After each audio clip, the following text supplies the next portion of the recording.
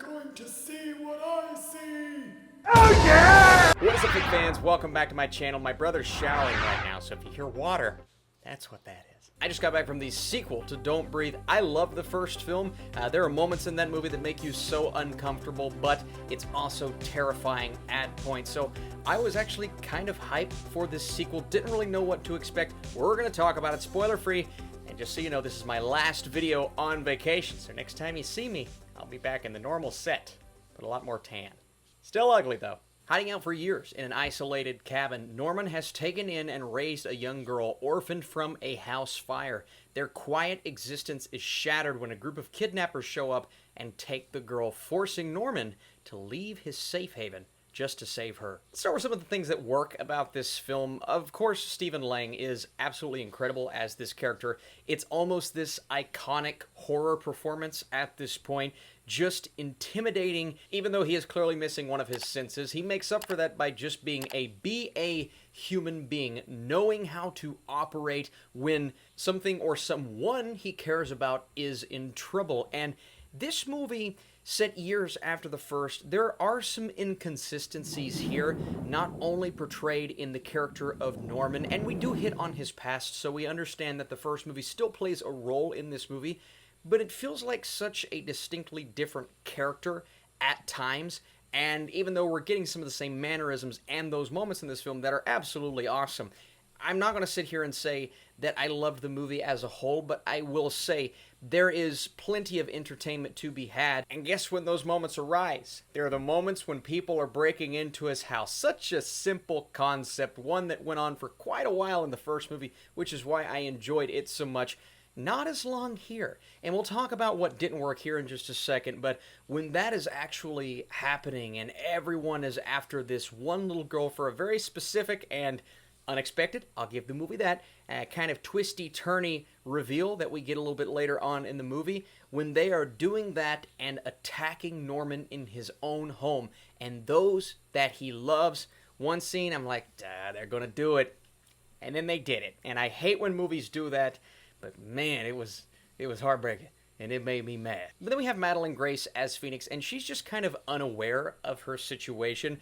Clearly, she's unable to go out and enjoy life like normal kids do, but you can tell there is a connection there, and I thought the movie did a solid job of establishing that, and casting Madeline Grace as this character was a really great choice. And I've not seen a lot of reviews give her the kudos that I believe she deserves, even though this film, again, we'll get into it, but her performance is outstanding. And if you're somehow watching this review, let me tell you, you did a great job as this character. And, man, I would love to see more of her. Let's get into what didn't work for me. Again, those inconsistencies started to rear their heads as the movie progressed, and the story slowly starts to turn into something else entirely, and there's a big gap of what I really enjoy about this series, and that is Stephen Lang as Norman Nordstrom just kind of taking people down. And that's what you want to see, right? And there are two collections of scenes in this film that do that, and those moments were really entertaining. But there's this story interweaved revolving around Madeline Grace's character that just didn't quite do it for me. And when I say I started to lose interest, I hate to say it like this, but it's one of those movies that did have me, and granted, I'm really tired, kind of nodding off at points, and I had to catch myself and say, okay, can't miss this, can't miss that. And I ended up not missing anything. But I just wasn't really invested, not only because it feels like just such a different movie from the first, which sometimes that's really good, but also because it feels like a dump truck film.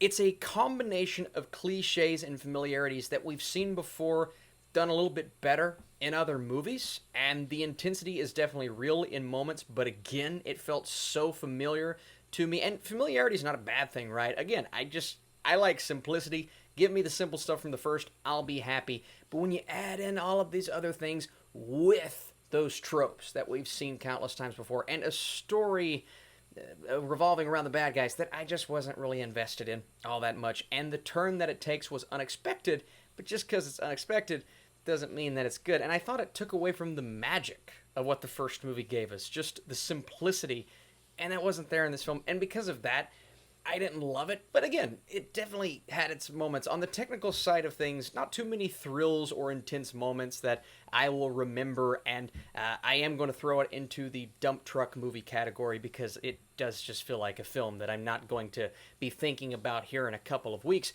But there are things about the color correction and a couple of scenes towards the end that we've seen in the trailer. Those were really well executed. But I need to know what you guys think down below. Did you hate it? Did you love it? How did you feel about this sequel? And were you on board with the performances like I was? That's definitely the bright spot in the film. It leans on its willingness to switch the story up entirely, and because of that, the magic from the first film starts to fade. And if you guys enjoy this video, be sure to drop your thumbs up down below. My score is right down the middle. It's a 50% for Don't Breathe 2. I don't think it's as bad as some of the talk that I've been hearing, because there were certain things that had me on the edge of my seat. But yeah, just a lot of elements that I wasn't all there on. But I need to know, what did you guys think down below? And are you having a good day so far? I am almost done with my vacation. Again, guys, I promise I'll be back soon, but we're still churning out the reviews, and I appreciate you all for watching this video. Okay, see you later.